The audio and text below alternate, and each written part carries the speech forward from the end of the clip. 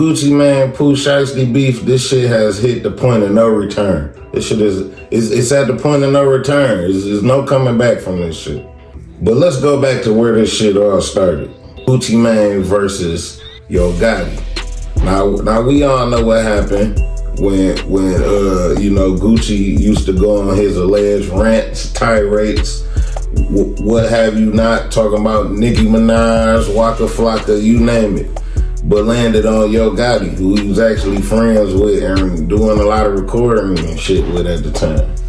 We all know what happened in the famous interview with Gucci. Somebody's gonna hear this record and they're gonna think that you're talking crap about Gotti and these other cats. And when I said Gotti was cool until he turned into a buster. Right. So I wasn't saying that we wasn't even cool. I said we was cool until this point right here. Right.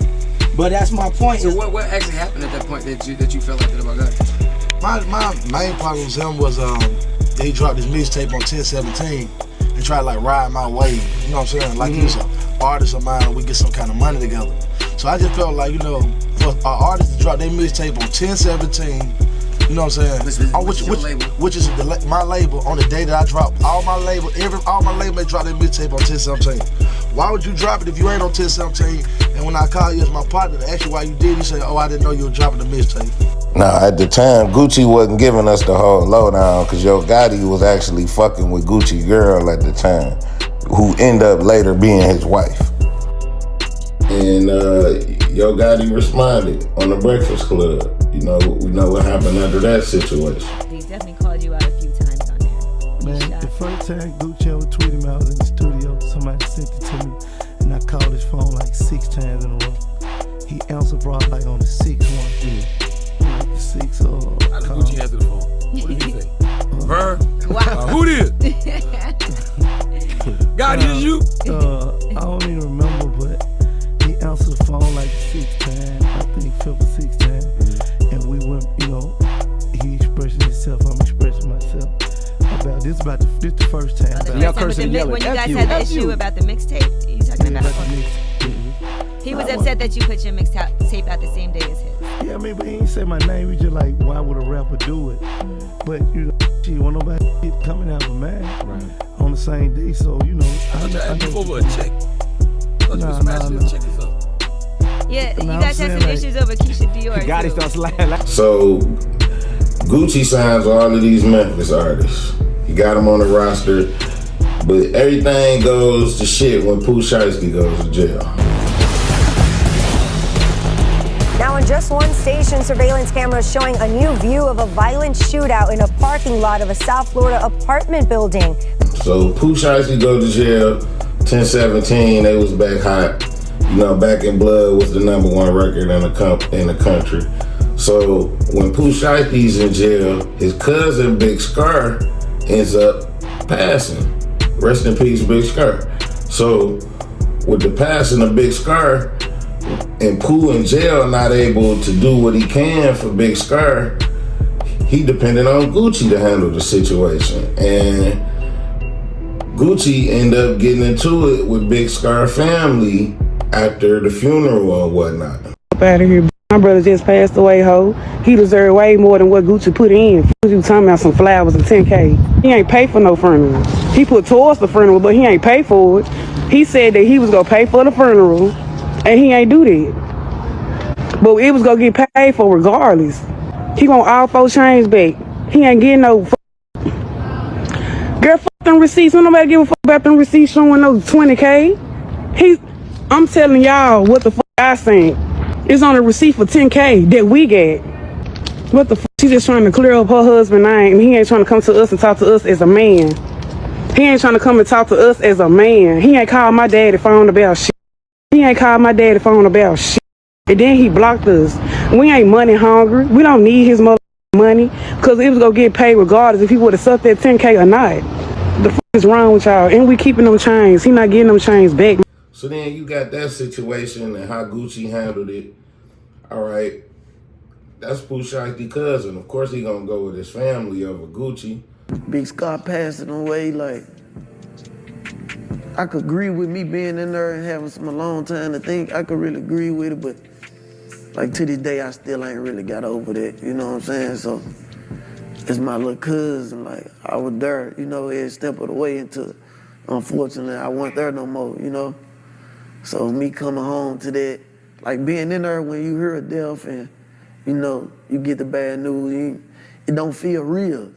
Especially like without you being able to go to a funeral or see him like right there. So it just like, it's like a whole different world in there, so it ain't feel real. But me getting out here not being able to see him or call him or him to tell me welcome home, you know, still messing with me up for real, so I ain't really got over it yet. So what happens when Pooh Shiesty come home, he the hottest shit in the streets. Pooh Shiesty the hottest shit in the streets.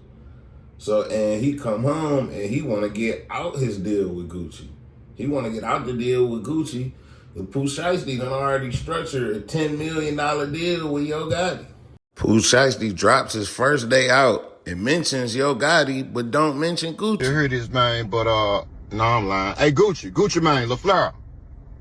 You went and signed 100 niggas from Memphis, Tennessee to try to antagonize Gotti all because he f***ed your wife.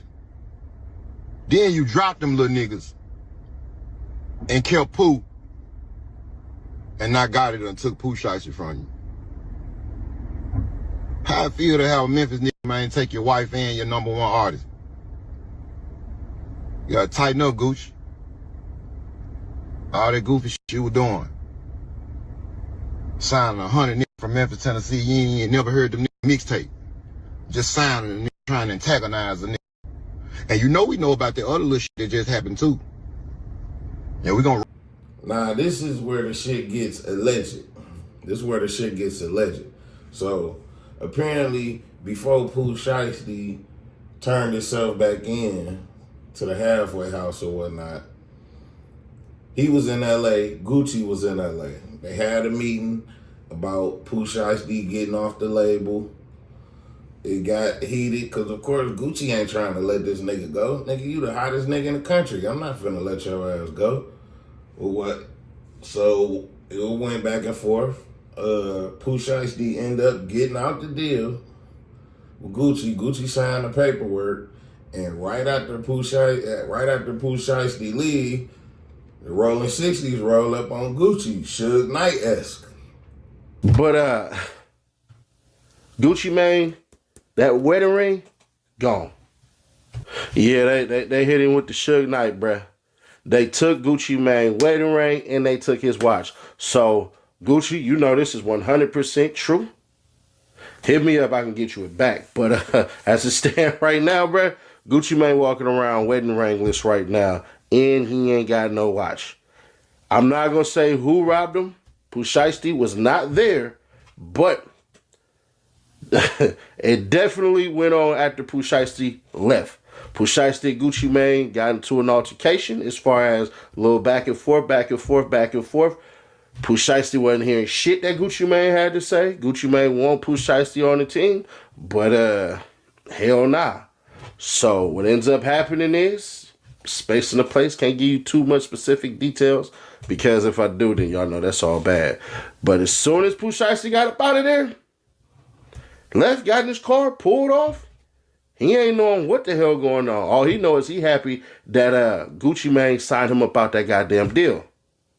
But after that, after Pooh Shiesty was in the clear, because he don't know shit about this, so he gonna be reading about and hearing about this as I am. I mean, as I'm letting y'all know this shit right now. They robbed his ass. For surely robbed goddamn Gucci Mane. Robbed his ass out of his ring, robbed his ass out of his watch. So he running around here right now. It didn't happen in Atlanta. That's as far as I can give y'all right there. There's more details on it. They roll up on Gucci Suge Knight-esque, take his wedding ring, take his watch, so to speak. You know, we getting this from YouTubers, so to speak. But yeah, the shit's basically at point of no return at that point. You know, took a man wedding ring and watch, so to speak, because it's Roger Davis. At the end of the day, you like, when you say they robbed Gucci who, nigga? Gucci cool? Cause not Roger Davis, nigga. Ain't no nigga, these niggas ain't robbed no Roger Davis. That's what come to mind. You know what I'm saying? When you think about Gucci, but one thing, it wasn't in Atlanta, it was in LA, and we all know how it go in LA. LA fair game, you know what I'm saying? So it's possible that Gucci, that East Atlanta Santa, could have got during the holiday season, which is crazy to me, you know, to think of. But yeah, man, what y'all think about this situation? Let me know in the comments. Do y'all think Pooh Shiesty actually did this shit? Do y'all think he set Gucci up?